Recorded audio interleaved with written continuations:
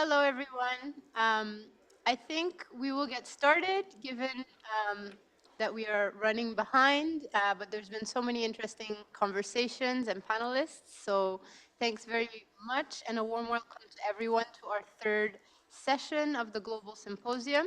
So my name is Hana Salama. I'm a researcher at UNIDIR's Gender and Disarmament program, focusing on conventional weapons, including weapons and ammunition management.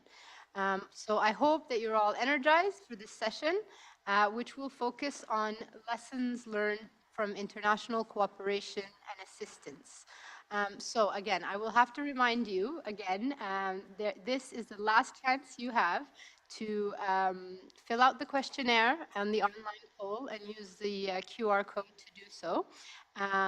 And make your views heard so we can reflect on those in session 4. So please do so within the next 30 minutes or an hour. So I will be providing a short background to this topic, and then I'll be handing over to my co-moderator, Theò Bajon, to introduce our panel. So by way of introductions, I'd like to note that all international instruments, resolution, political frameworks, as well as regional agreements contain provisions for supporting and facilitating international cooperation and assistance. So in many ways, this is mandated in many different places on weapons and ammunition management. In most cases, the aim of these international cooperation and assistance clauses is to bring together and coordinate a diverse range of actors in this area to provide support to regions or states which are disproportionately affected by illicit arms and ammunition flows and the misuse and risks posed by ammunition stockpiles. So national ownership, gender-responsive approaches, and implementation in line with regional and international standards and guidelines, as well as sustainabilities, are key principles which underline and underpin cooperation and assistance efforts, or which should underline these efforts. In this session, we'll examine how international cooperation and assistance efforts at different stages of the through-life management of weapons and ammunition, and we'll also provide an opportunity to explore cross-cutting, emerging, and new issues.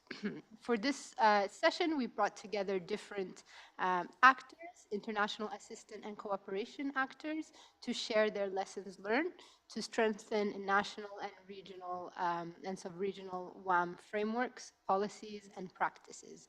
So during this session, we hope that our partners can help us answer some key questions, including what type of tools and support are available to support efforts by national authorities? What are some of the good or best practices for enhancing national ownerships in international cooperation and assistance efforts? And because I'm the gender and disarmament researcher, I'd be very happy to hear from our partners on their gender mainstreaming efforts in international cooperation. And finally, key challenges for effective cooperations, but not only the challenges, but also some of the solutions that we can provide to these challenges that we heard earlier. So now I'd like to hand over to my co-moderator, Theò Bajon, to introduce our panel. Theò, over to you. Thanks a lot, Hana, for this introduction and these key guiding questions that will be guiding our discussions today. So I will be moderating the sessions and particularly giving the floor first to our 3 speakers, 2 in the room and 1 online. And it is my pleasure now to introduce you with the first speakers, Mrs. Mariann Vidal-Mezey, who is going to speak online. Mrs. Mariann Vidal-Mezey is an independent consultant in the field of strategic trade controls, working with the OSCE on preventing and combating illicit trafficking in small arms and light weapons, ammunition, and explosives. She previously served as a senior advisor at the National Licensing Authority in Hungary and was appointed national delegate to the United Nations Arms Trade Treaty negotiations, as well as to the European Union's Working Group on Conventional Arms Exports, COARM. She has 15 years of experience working on international assistance programs on conventional arms and dual-use goods. And with that, I would like to turn over the floor to you. Please, Mariann. Thank you, Theò. Can you please confirm if you hear? Yes, we can hear you. Thanks. Wonderful, thank you. Good afternoon, ladies and gentlemen, Your Excellencies, distinguished guests of the first Global Symposium on Weapons and Ammunition Management. Let me start my intervention by saluting the initiative of UNIDIR for providing a platform for sharing information and knowledge among the different stakeholders in relation to weapons and ammunition management. This is a unique opportunity for assessing the implementation of the relevant international cooperation and assistance programs with scrutiny and in a holistic manner. It is useful to understand different perspectives of the same processes and realize there is always room for improvement. Can you please click the next slide? Thank you. I feel deeply honored to be the chosen voice of experts. I'm going to speak on my own capacity, not representing any of the assistance programs ever supported, and yet representing all of them at the same time. My presentation aims to take stock of some of the good practices that experts identified in the various international assistance programs. So please consider my presentation as an amplification of conversations between experts about the lessons we learned through the activities conducted globally and the challenges that we see as hindering effective implementation of the assistance programs.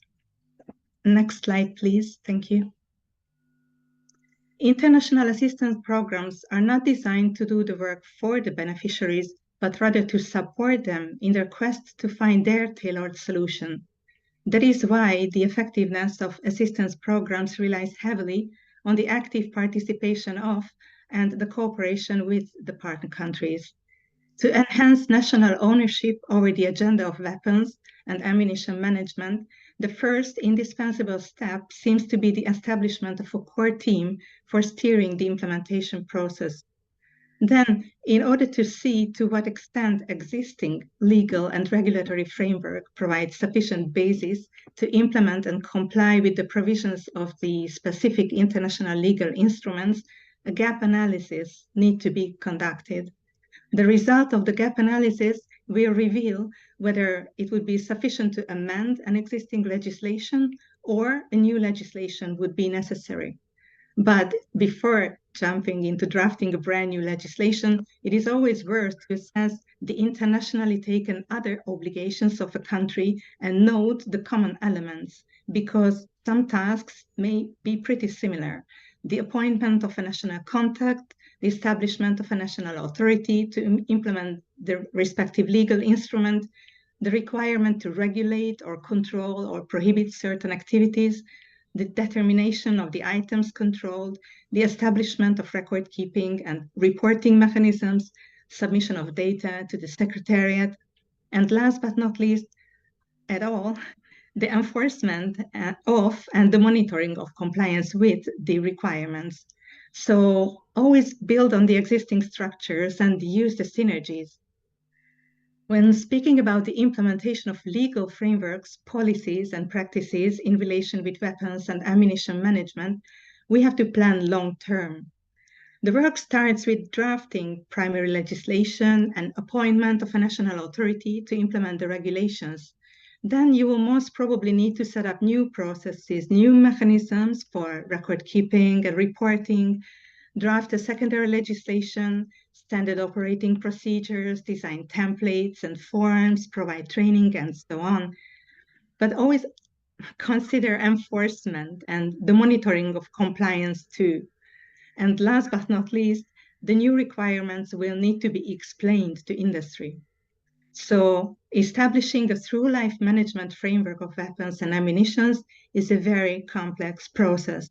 The work spans through years or maybe decades, and it will affect almost all government agencies. It's easy to see that it can only be implemented efficiently by applying an overarching approach for defining the rules for legal manufacturing and possession of arms, for making and the safe storage, for marking and the safe storage of stockpile management of weapons, for controlling the transit or brokering or the provision of services with weapons and so on. So all relevant stakeholders need to be invited on board the process, ideally from the beginning. As part of enhancing national ownership over an agenda, partner countries are welcome to take own initiatives and study other countries' legislations, consult more experienced states about the processes and solutions that worked out. It is also considered a good practice to anticipate challenges. National implementations, as we realized, may take years, and the initial momentum may decrease with time. So international consultations or internal consultations can get stuck due to many factors such as elections, rotation of personnel, disputes between ministries, agencies over new structures, setups, mandates, status quo, etc. To avoid this trap, partner countries could prepare for the difficult times by, for example, maintaining institutional memory about the topics and passing it on for the members of the core team in case of coordination or rotation, or by onboarding newly appointed representatives into the core team, or simply seeking support from the international assistance program providers on disputed points, such as benchmarking legislation, collecting ideas for definitions, presenting structures, models, etc. Next slide, please.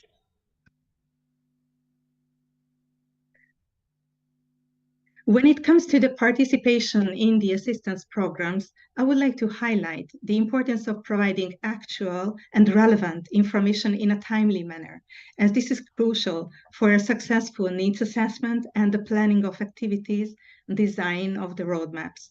The active involvement in the process of designing agendas and the contribution to the activities enable the assistance program team to learn about the local setups, identifying missing elements and challenges. By holding regular intersessional meetings domestically and pursuing internal discussions about disputed elements, a partner country could substantially facilitate progress. Experience shows, but it is worth reminding, make sure to have the right local expertise participating in the events.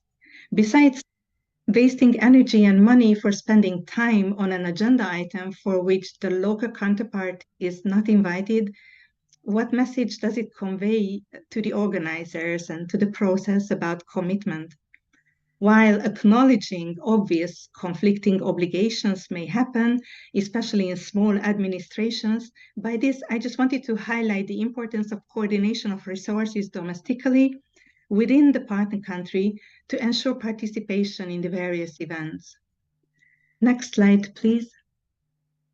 Thank you. Now let's turn our attention to the possible role of regional organizations. Those who have been following the developments in the field of through-life management of conventional arms and ammunition may well remember how important role some regional organizations played, how strongly they advocated for certain elements to be included in newly negotiated and adopted international legal instruments. Bullets need to be controlled as well as guns, and shells need to be controlled as well as tanks.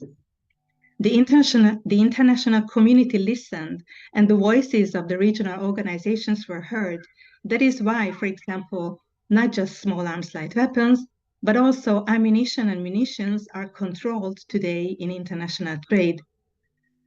While many have been eagerly watching the same regional organizations and hoped those would maintain the momentum and keep the just adopted new treaty or protocol and the agenda of their regular regional meetings, what more, to open a new agenda item and start discussing national implementations within the region, this is yet to come in certain regions.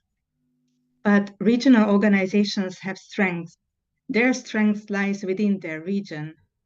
Regional organizations are an excellent opportunity and could perfectly complement national endeavors of implementation by providing platform, for example, for exchanging information about national approaches within a region, or by discussing common elements of national legislation that are being drafted.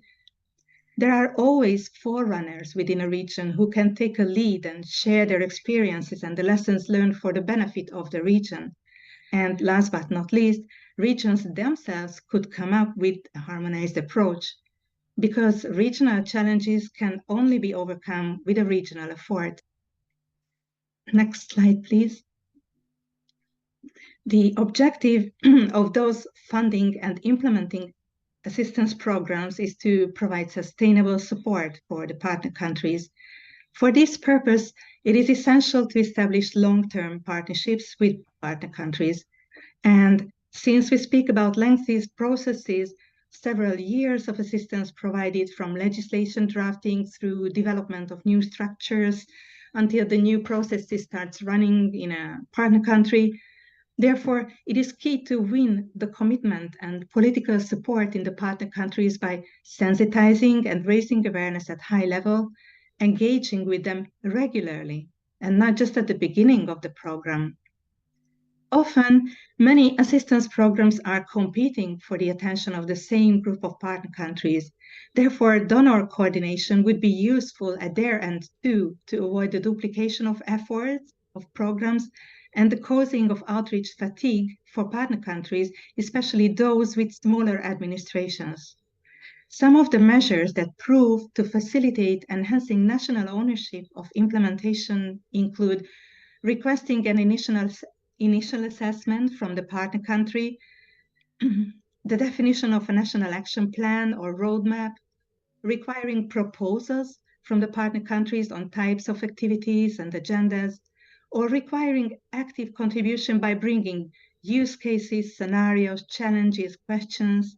The more interactive the cooperation is, the more program experts can learn about the local setup and can better assist in finding the solutions. It is essential to find a balance in the agenda by including both theoretical and practical sections, and consider proposals from both local experts and the program experts. This way, the nature of the local risks and challenges can be analyzed together, and possible solutions can be found in a form of good practices, can be discussed at the same time.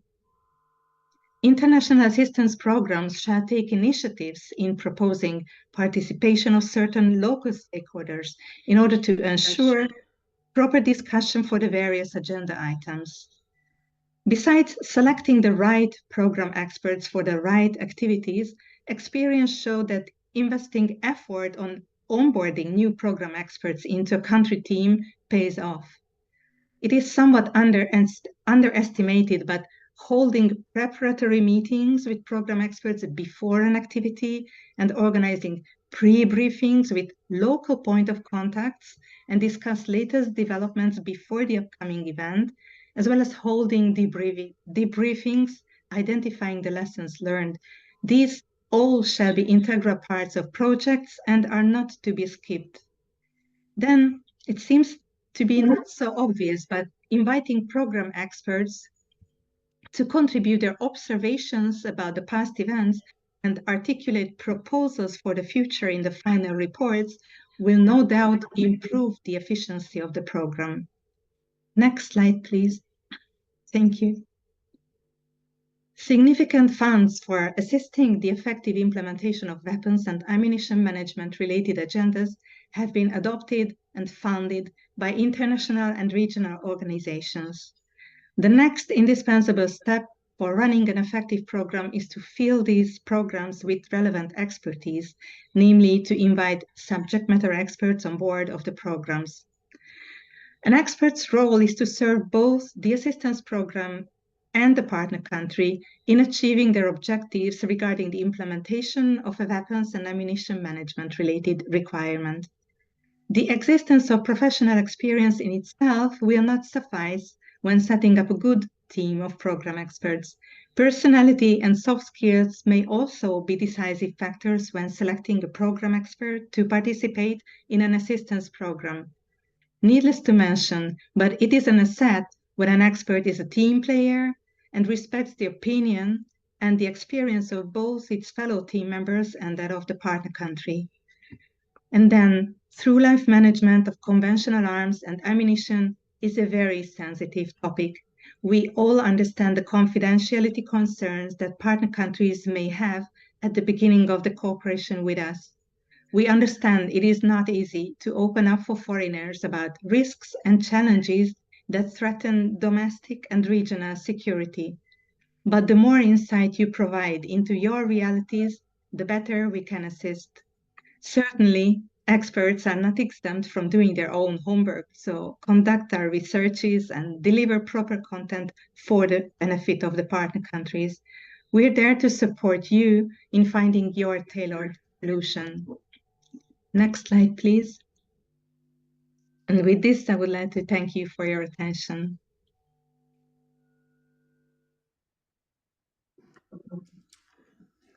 I'd like to extend our thanks to Mrs. Mariann Vidal-Mezey for her presentation, and particularly for the valuable insights and perspectives that you shared with us on comprehensive approach to weapons and ammunition management and on specific projects, particularly in terms of good and effective practices, as well as some of the challenges that can be encountered. That was very insightful, and we are very grateful.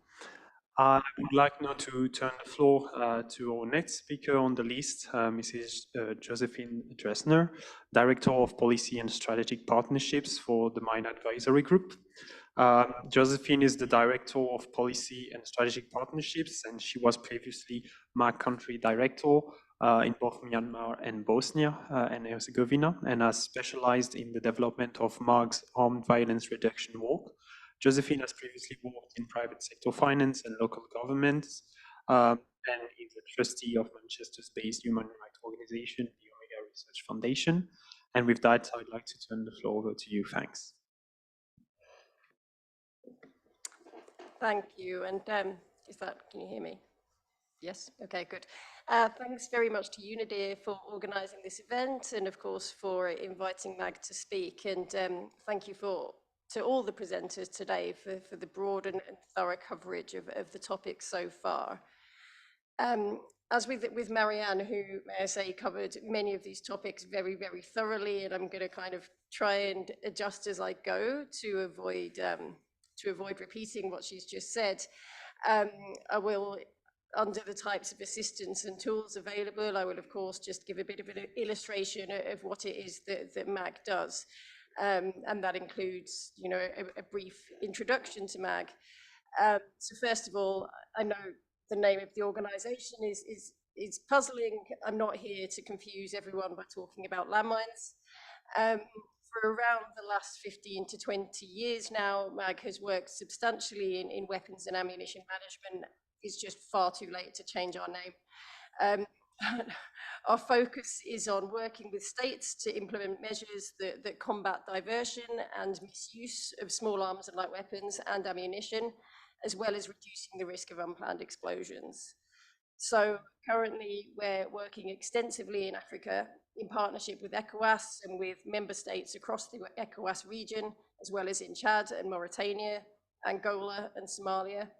We also work under a regional MOU with CARICOM Impacts in the CARICOM region, and in Latin America in Ecuador, Peru, and with a program currently mobilizing in Paraguay. We also have a WAM program in Sri Lanka, and we're currently mobilizing in Papua New Guinea. And if you're wondering why I've been so very specific about the places that we work in, it's that a lot of my points are going to be about coordination. So I thought it would be helpful to be very, very clear about exactly where it is that we work at the moment.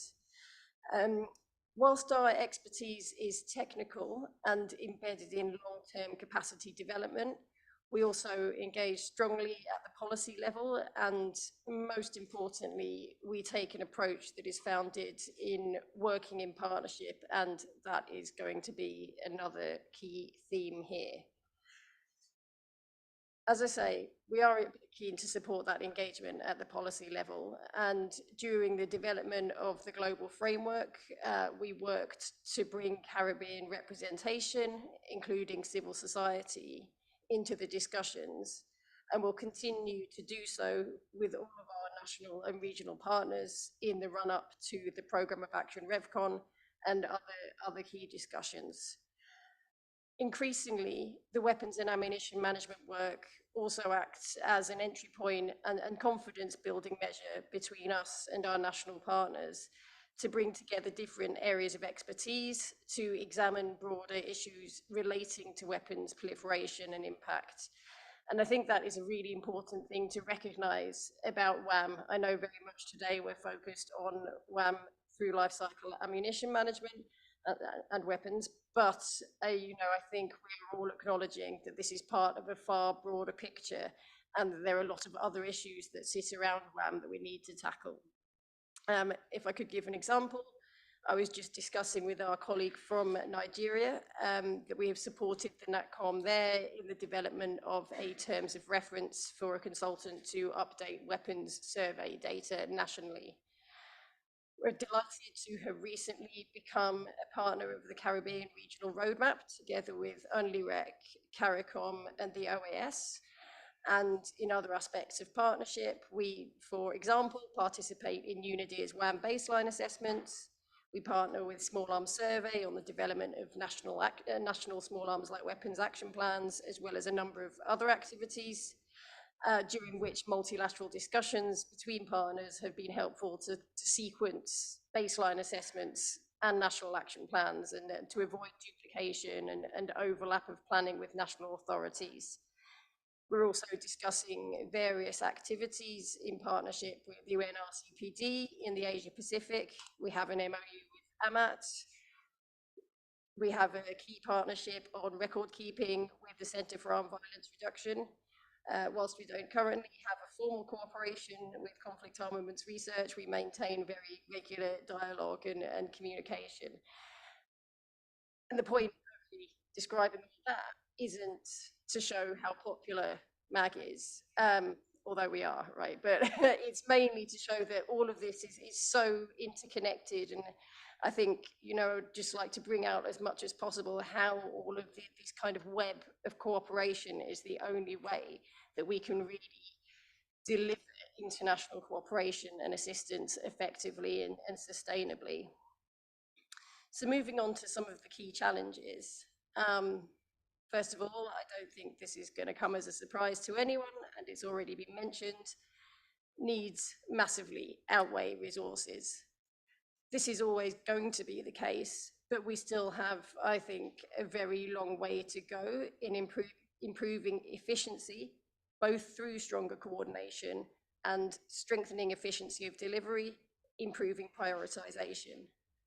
That means that de-siloing is really essential. We've heard something about that today. The Salient Initiative is obviously, you know, one framework within that's happening, and the discussions that were had at lunchtime really show the strength of efforts to do that within the UN. But of course, there's still more to do, and that includes outside of the UN system and between the UN and non-UN entities. I should say there that the work of UNODA to engage with implementing partners in relation to the implementation or planned implementation of the global ammunition framework is really greatly appreciated. As the previous presenter mentioned, it's natural that donors are going to fund to an extent in line with their geopolitical priorities. But again, we have to recognize the interconnectedness of the consequences of diversion, which in fact is really the motivation for having a global framework, multiple global frameworks, regional instruments such as the Nairobi Protocol, the ECOWAS Convention, SIFTA, and so on. If we focus on one region while neglecting another, or focus on some countries in a region while neglecting the others, we're just redirecting or displacing the problem. So it's kind of, there's a funfair game that we have in the UK, probably other places as well. We call it whack-a-mole. So, you know, the mole pops up, you hit it with a bat, and then another one pops out of the other hole. And that's what we're going to be doing here unless we find a way to make more even distribution of assistance. Again, with limited resources, that means more efficiency and less duplication. Also means that implementation needs to be needs-driven and informed by research. The new ammunition global framework will be immensely valuable. Its practicality and clarity provides an ideal framework to strengthen through-life ammunition management. But we do have to remember that the first word in its title is global. While we quite rightly talk about preventing or reducing the risk of unplanned explosions, we should actually bear in mind that for effective use of resources in situations of high need, you're quite often actually mitigating the impact in the case of an unplanned explosion rather than it happening altogether. Without breaching confidentiality with our national partners, I can say that there are several examples in which an unplanned explosion has taken place, and the WAM interventions that we've implemented together with our national partners have contained the explosion and reduced the impact. On the other hand, I'm also sorry to say that there are other situations in which we have worked with national authorities to advocate for funds to address high-risk stockpiles, and no support has been forthcoming due to that country not falling with any donor's priority, and the later consequence has been an unplanned explosion with severe consequences.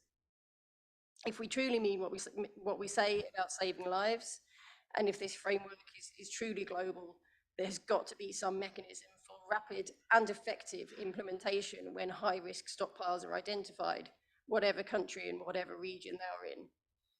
And failure to do so will undermine everything that we've done so far to get the framework to where it is. I think also, finally, on this aspect of cooperation and assistance, I think it's important to emphasize the role of military-to-military cooperation. There's an awful lot of that happens, and of course, you know, the advice, the technical support that is provided by countries like Germany, Switzerland, Austria, South-South cooperation, there's an enormous amount of it, and it adds a huge amount of value. I think it very much could be better coordinated with other types of cooperation and assistance, and I think that's an area to be worked on. In terms of effective practices, it's been good to hear from national authorities about the value of national action plans, so I don't think I need to be making that case, including how these link to baseline assessments. I wholeheartedly agree with their necessity. As already noted, we focus on technical measures that are embedded in long-term capacity development. And the way that we approach that, and in our view, a genuine best practice, is that assessments are conducted jointly with national authorities and security forces to develop a joint understanding of the processes and priorities, and to expose national personnel to the assessment process so that they are able to carry on that work in the future. The outcomes of any technical evaluation are, in Mag's opinion, entirely nationally owned. Similarly, where there are regional bodies, we work in close coordination with them, where possible in terms of prioritization within regions, and also in terms of sustainability. In some cases, regional bodies are also participants in assessments. So, for example, in Gambia and in Guinea-Bissau and Côte d'Ivoire, we have done those assessments jointly with ECOWAS as well as the national authorities. We've also taken that approach in 6 of the 7 assessments to date in the Caribbean region. Within the regional program, we're also building a capacity development program that focuses on exchange between countries. So if someone has participated in a national evaluation, they will go to the next one. I know that I'm short on time, so in terms of good practice, we're advocates of context-driven assistance. And I'd just like to highlight a couple of key cross-cutting themes in relation to context, and it really is about understanding the context in which we're operating. That includes youth and gender. So at the community level, we need to better understand the impact and potential impact of both diversion and unplanned explosions. And within implementation, we've got to look at meaningful participation. To do that properly, we've got to build stronger connections with other sectors. So, for example, at the moment, we're having some discussions with security sector reform actors about the higher levels of security forces and, you know, building women into the structures much earlier than when they reach the point that they might receive WAM training, because by the time you get to that level, it's too late. You know, the process of inclusion of women in the armed forces needs to begin much earlier than at WAM training. That can also link to sustainable training plans that reduce the effects of personnel rotation. Lastly, I think there is more to do in the current context of building in responsiveness to climate change. That's something we're doing a lot of work on, particularly with our Caribbean partners, looking at the role of climate change and environment in the assessment process, implementation, destruction measures, and overall strengthening practice and future-proofing. So my key messages, I think, are clear: interconnectedness and good coordination, and that is a drum that MAG will continue to bang, I think, for several years to come. Thank you. Thank you sincerely, Josephine, for this very interesting overview of MAG's work, but not only, also about the fact that it's important to have a coordinated approach between all of us, between the UN, of course, but also between UN and non-UN, and particularly breaking down the silos. I think we understood the key messages there. And joining us also in the room is Mr. Himayu Shiotani, the head of the International Policy at Conflict Armament Research. Himayu currently serves as the head of International Policy, as I said, and previously served as the head of the Conventional Arms Program at UNIDIR, and recently also served as the policy advisor to the chair of the United Nations Open-Ended Working Group on Conventional Ammunition. Earlier as well in his career, he worked as a research associate on CBRN preparedness and response at the James Martin Center for Non-Proliferation Studies. And with that, I'd like to give you the floor. Thanks. Thank you. Good afternoon. My name is Himayu Shiotani. I am responsible for international policy at Conflict Armaments Research. I take this opportunity to thank UNIDIR for inviting Conflict Armaments Research to this important symposium, and also extend a sincere thanks to all of you. I do realize I'm perhaps the last panel speaker of a rather long day, so allow me to engage with you quite actively. For next slide, please, and next, yeah, there you go, one more, please. Okay, so for those who are not familiar with Conflict Armaments Research, we are an independent organization that is dedicated to tracking and tracing illicit arms and related material in conflict and terrorism-affected environments. Our uniqueness, essentially, is that everything we analyze and subsequently report has been physically inspected by our field investigators who deploy to the front lines, work directly in cooperation with security forces to document recovered seized material, then subsequently to trace how exactly that item ended up in the conflict zone, and to unpack the supply chains to understand the point of diversion. In other words, how did the item go from legal holding into unauthorized end users? This is important. Why? It's important because if you take a consideration and take a step back and realize that majority of arms in illicit sphere originate from legal sphere, understanding how exactly they enter the illicit sphere is extremely important. And that tool to support that process is tracing and physical documentation on the ground to facilitate evidence generation. Next slide, please. Next one. All right, so in this process, I've been invited to speak on lessons. So what I want to do first, before talking about what needs to be done, let's increase our shared understanding on one thing. What exactly are we seeing when we talk about diversion and the risks that states face on the ground?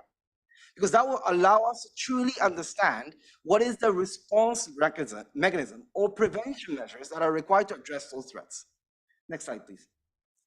This diagram, next one as well. This diagram was created by the United Nations negotiation leading up to the Global Framework on Conventional Ammunition. It took an initial effort to try to create a typology of the types of diversion that states were facing. The highlighted area indicate diversion that takes place after a weapon has been delivered to the intended recipient. So in other words, what does this diagram show you? It shows that diversion, as in when the item gets from authorized end user to an unauthorized end user, it can happen at any point in the life cycle of a weapon, number one. And number two, there are many channels in which diversion can occur. This is important. Next slide, please. Our field data speaks to this point as well. This is a little outdated. We'll be updating this data, but this is from 2018. Our field documentation data indicates that there are three particular areas that one must be mindful of. One, stockpile leakage. Many speakers today spoke about the vulnerability of loss from stockpiles. Second is battlefield capture, as in your forces deploy, you lose the weapon either by fighting or abandonment, recovered by the perpetrator and reused against you. And the third is unauthorized retransfer. I will expand on these three. Next slide, please. All right, without going into too much detail and mindful of the time, what we can say from conflict armaments research is across our 27 operations globally, stockpile leakage is one of the fundamental sources of diversion. This applies not only in the case of Afghanistan, where we were working there from 2019 to 2021, where we saw that actors that were illicit in nature at that time did not need to rely on cross-border or, let's say, large shipment of transatlantic or trans-shipments to come in to facilitate their firepower.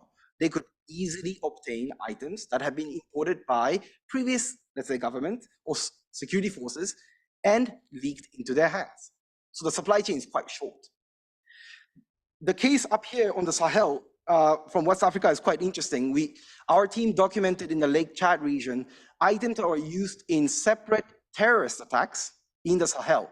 And we found through proximate or similar serial number comparison and the type and module of weapon that they originated likely from similar supplies or shipments. What does this mean? It means that while the original shipment may have come in as a bulk shipment in the past, a lot of recirculation is happening in the region. And these recirculations are facilitated through loss from stockpiles. Next slide, please. Let's talk about unauthorized retransfer. This is a big one for us as well. Sometimes this phrase is considered as state-sponsored diversion. In other words, it is the act of transferring an item to an unauthorized recipient after you've received it in contravention or in violation of agreement that you had with the original supplier. Yes? So if the original supplier said this item is for me, and I give that away to somebody else without the prior acknowledgement or approval from the supplier, that's unauthorized retransfer. But let's remember, diversion is not only about the end user, it can also apply to end users. In other words, if I am authorized to receive this item, but if I use it or misuse it in contravention to the agreement in the supplier's intention, that's also unauthorized misuse. That can also be a diversion. There's two cases here, very quickly. The first one is interesting. It's a recovery that CAR did in Iraq from the Daesh, so Islamic forces, in Syria in 2016. It's an anti-tank guided weapon. It left a European state, yes, was shipped to the US, reshipped as an unauthorized retransfers into a conflict in Syria, lost by the security force in Syria, recovered by Daesh, and re-recovered by security forces, and we documented that. That timeline is 2 months from the point of which it departed the European manufacturing export to car recovery and documentation and tracing. That's a period of 2 months, indicating that it doesn't always necessarily mean that these weapons are legacy weapons. Yes, the supply chain investigation is extremely important to that end. The second example you see bottom very quickly is from Afghanistan. This is prior to the current regime of the de facto authorities in play. But we wanted to highlight that vulnerabilities in supply chains does not only come from state-to-state interactions. It can certainly be facilitated through commercial supply chains. This is a case of a thermal imaging optic, so scope, basically, that goes onto a weapon, that was exported, it's a military controlled item in the UK, left the UK, went to a distributor in Middle East, declared end user. Declared end user for a distributor is a question to be asked really as a red flag, but it was declared end user and it was redistributed and documented from, let's say, illicit armed groups in Afghanistan. And we traced that and found out that through this process, the distributor did not keep any records of onwards sales. Subsequently, the manufacturer decided not to issue any licenses to that distributor following our investigation. But the point is this, that movement of items involves other stakeholders beyond state as well. So vulnerability in supply chains go beyond that too. Next slide, please. Let's talk battlefield capture very quickly. Now, I've heard many arguments, and I take some extent that this is valid, from providers of these items to say, listen, is battlefield capture really a diversion? Because they say, you know, isn't it that we accept the risk that something will be lost in battlefield when we give it to forces? I think that's a valid argument, to be honest with you, but it's not that simple, right? Cases that we investigate on battlefield capture often reveal that it's not the recovering entity that will deploy or redeploy that item immediately. In fact, perpetrators that you may be fighting who recover your items may also have political or other agendas, and they can certainly retransfer that too to other groups of interest or other theaters of interest. And our investigation shows that this is indeed the case. So when we talk about battlefield capture, it's not necessarily a short-sighted view of, okay, we've lost equipment, maybe that actor will use it against us in this theater. It's very possible, but it is also highly possible that it is retransferred onwards to other theaters or other actors. So this is another vulnerability that one must keep in mind. Next slide, please. This is something I'll talk very briefly about. It goes a little bit more complicated when it comes to policy responses, but we do need to raise end-use violations as well. This particular case is a very complex one where it's a civilian component. Well, let me put it this way. Conflict armaments research looks at not only small arms and light weapons, we look at larger conventional systems. This includes drones, ballistic missiles, and cruise missiles. And when we open up these systems, we often find that there are dual use and civilian components embedded in these systems. Yes? And what we find is that when it comes to civilian items that are not export controlled, oftentimes the original suppliers also of components do not know that their products are being used for military end use. But often when they're provided, they understand, their understanding is that this is for civilian end use. Yes? Why is this important? It's important because declared end use is the basis under which a risk assessment is conducted. Does the recipient have the capabilities, the authority, the legitimacy to conduct its business on the request I'm making? That's the assessment that's being made. So if you don't know how your item may have been misused in contravention to the original agreement, this is a fundamental problem. This is another example where we cooperated with the industry member, alerted them on a pattern of diversion. So not one incident, but several incidences where civilian components were embedded into military end-use systems. Thereby, the original supplier decided not to export further, but they took a first step before that. They made the recipient sign an end-user statement saying that this is only going to be used for non-military end use. I flag these issues so that we collectively in this community understand the type of risks that we're seeing on the ground. Next slide, please. All right, this is an image of my colleague in the field in northeast Syria. This is a little bit to demonstrate what we do. Next slide, please. I want to talk now in closing about measures, because it is important to just take away a little bit about what can we learn about what we need to focus on. Next slide, please. What we have heard traditionally about weapon and ammunition management is PSSM, physical security stockpile management. And that's a fundamental element, because we heard from our data set as well that a lot of the items originate from stocks. However, a comprehensive approach to preventing diversion necessitates looking beyond stocks, looking at how items enter your stocks, and looking at how your items are leaving your stocks and how they're being used. In essence, the key element that I'm emphasizing here is monitoring. How do you know if your item has been lost, if you don't have adequate records? How do you know if a weapon has been diverted if it's not being reported? How do you defend yourself against your adversary if you don't know what is going into the adversary's hands? In fact, you may be empowering your adversary. This is why it's extremely important to dedicate efforts in the feedback mechanism, i.e., not just how you put into place your governance of your equipment, but knowing how they may exit your system. Yes, next slide, please. This is way too small to discuss, yes, but illustratively, what I wanted to talk about here as a final point is this. There's an upstream measure and a downstream measure. What do I mean by this?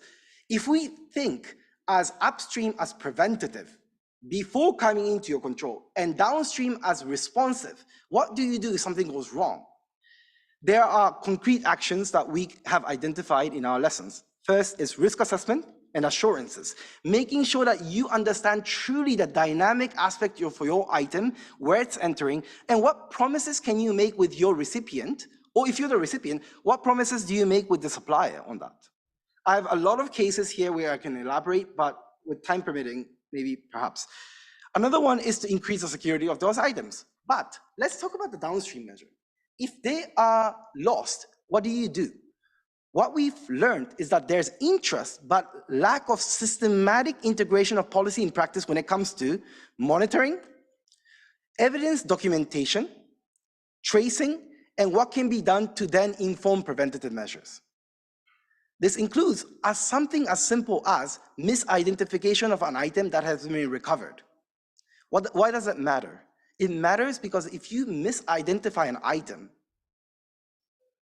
your investigation is flawed from that point on. You're looking at the wrong item. The recipients or the others that you might cooperate with to trace these items will not be able to identify it in the database because it's misidentified. It's a very simple point, but a big one. But the fundamental point I will really bring home to close is records. There's a lot of talk about marking, there's a lot of talk about tracing, but in essence, record is at the heartbeat of all of this. Without records of when things were manufactured, when things moved, who it went to, if you don't have this information, whether from a state side or industry side, it makes investigation extremely challenging because it is impossible to go down to the level of the tier where you can identify how exactly that diversion took place. Next slide, please. Next slide. So I won't go over this, but these are the key takeaways from my intervention. And I would just like to say one word. I think it's worthwhile thinking about the concept of the pattern of diversion. Some of you are very familiar with the concept of patterns of harm from the IHL, International Humanitarian Law perspective, that in order to investigate serious crimes that violate international humanitarian law, investigators look into what are the patterns of harm that are being conducted to build evidential basis to investigate this and prosecute if necessary. Similar concept could be applied on diversion. What is the pattern of diversion? How do we understand this? How do we build case around that? That will go a long way in making sure that monitoring, tracing, and investigation is not lost in the discussion on weapon and ammunition management. I thank you. Thanks a lot, Himayu. Thanks a lot for this very enlightening presentation and particularly for providing us with such concrete examples of that are extracted from Carl's work and particularly the framework and visions around this comprehensive vision. Very appreciated on our side. Thanks a lot. And I'd like again to thank our distinguished panelists for those insightful presentation and overviews on lessons learned from the field. But we still have some remaining time, and I would like to open the floor, particularly for questions to our three panelists. And no, the floor is open both online and in the room. Please feel free to raise your hand and we'll give you the floor for questions. Thanks.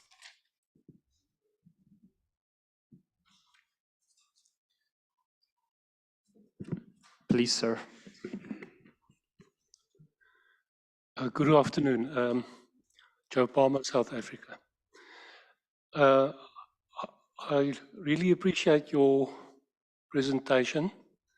There is a concern, it's not a question, but something that we need to deal with in our environment in any case.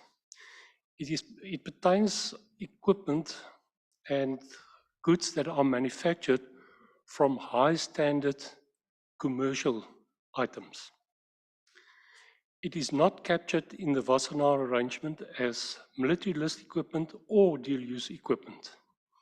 But at the end of the day, it does the same thing and it is as dangerous as some of the military equipment. My concern is that it's not addressed by the Wassenaar arrangement and we need to do something about it. Thanks a lot for this. Yes, another one. And I see we have questions online, so I'll be also speaking after. Thanks. I have a very quick point to what concerns what was said not only this panel, to previous panels about crisis being interconnected. I think that there is no one in this room that agrees with that, particularly to what concerns weapon and ammunition, and all speakers in this panel actually provided proof to that concern. What I believe we need also to acknowledge is that the international community has different level of understanding, support, and alignment to deal with this interconnectedness. For example, there are conflicts that for some member states are by far higher on their agenda than others. So they would rather see this conflict being resolved despite the consequences and the implications for other contexts. And that I found it interesting. Thanks a lot. Yes, there's another question, please.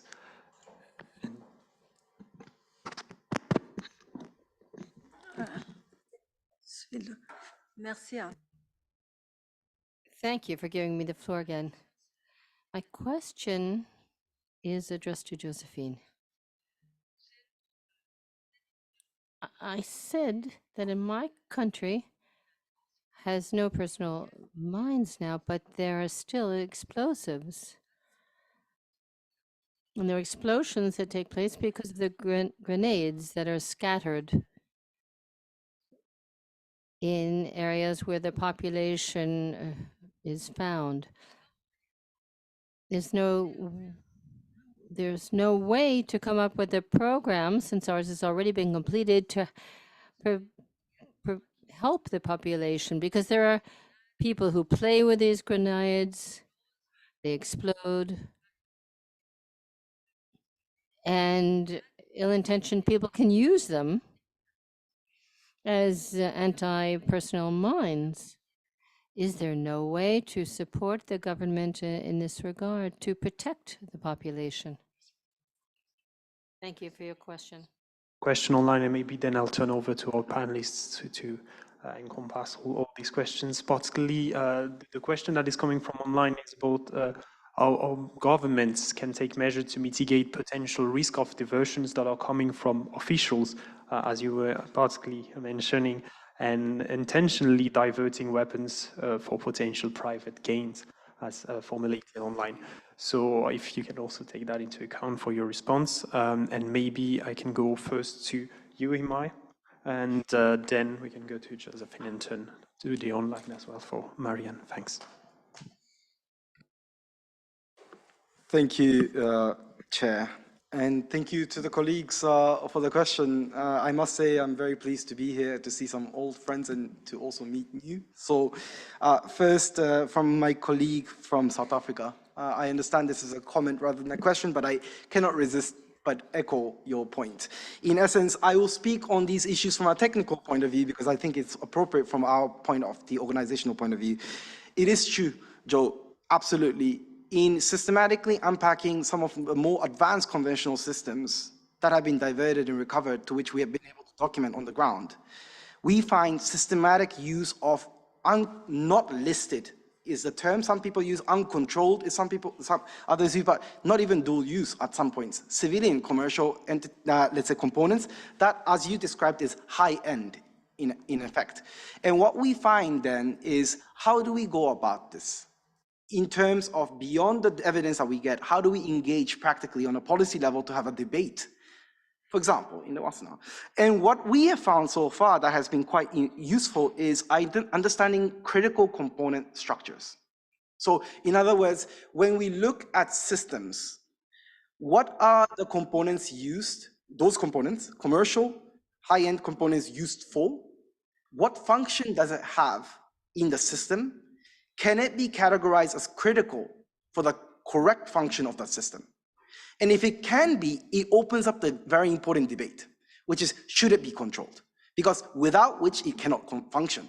And the beauty, I believe, of cross-documentation or multiple documentation of these systems is that one might find, and indeed we do find, that certain components are used interchangeably across weapon systems because they play similar functions across the weapons design.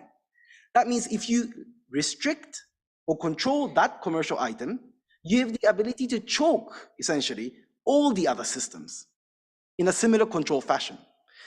So in other words, can we work towards that evidence-based approach where we bring evidence about the critical components and the function they serve, the type of role they play, and rationalize, essentially, how they can be brought forward for further considerations for control, essentially. I've heard the counter argument as well. Do we not go into a slippery slope by trying to add these? Where is the end game if we keep adding lists that are commercial in nature? I think my view is that if you take the critical component analysis perspective, you're not talking about all components here. You're talking about the critical functions, number one. Number two, if one is not prepared to talk about restrictive measures, one can certainly talk about safeguard measures, which is slightly different, which is to say, okay, these are not controlled, but I decide that I will add additional safeguard requirements in the export or the integration assembly of these items down the supply chain. Happy to elaborate further and think about this together. I think it is a very important policy debate at the moment, Joe. Thomas, I also want to address your point about sort of linkages between, I think Simonetta used the words hotspots, others use crisis. For me, I like to speak again from evidence point of view. So we find indeed that while politically there are different narratives and perspectives presented on different crises, it is possible from a material analysis point of view to see footprints and fingerprints of actors involved in conflicts across crises. And this is through forensic investigation of the weapon systems, because we find that there are certain techniques, procedures, tactics, we call them TTPs, that may be used by actors in different crises that resemble highly knowledge gained in other theaters. So yes, it is possible that one could facilitate considerations on these issues from an evidence-based approach as well. Notwithstanding, of course, the implications and the navigation to be done on a political level is a very different conversation nonetheless, yes? I won't take the point from you, Josephine, on the ammunition one. I'll perhaps stop here, thank you. Thanks a lot, Himayu, and then I'll turn over to you, Josephine. Thanks. Thank you, and I made the brilliant decision of coming up here without a notebook, so I'm freestyling a little bit. But first of all, the question about the hotspots, I mean, I think Himayu's response there is very important. I mean, I think also there is a growing need to look at what is the role of weapons and ammunition management within broader conflict prevention. And this is something I know that UNIDIR have also been looking at, and also the fact that we have seen so many times now a kind of a case of, you know, closing the barn door after the horse has bolted. And to give some very concrete examples, when the conflict was starting to overspill the borders of Mali, but hadn't yet made it to Burkina Faso, we were undertaking a technical evaluation there, and we went to meet a major embassy, who I won't name, and they said, it's nice to see you, but we don't know why you're here, because nothing ever happens in Burkina Faso. And, you know, a month later, quite a lot was happening in Burkina Faso, to say the least.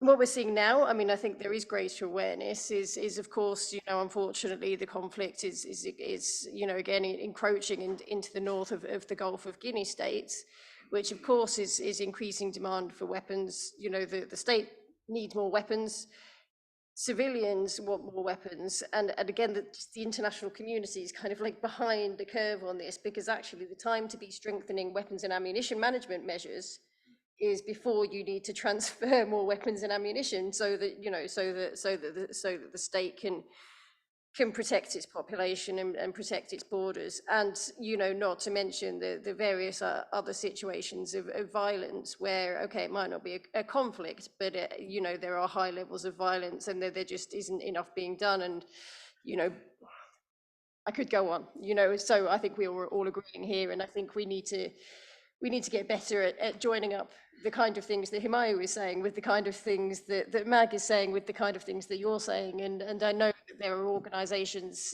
in this sector that don't regard themselves as advocacy organizations. We're all mainly implementers, right? But I think we all have a role to play in advocating for more even support. And I think that's an important issue. With regards to my new and old friend from Burundi, not old in age terms, you're very youthful. This is also a gap.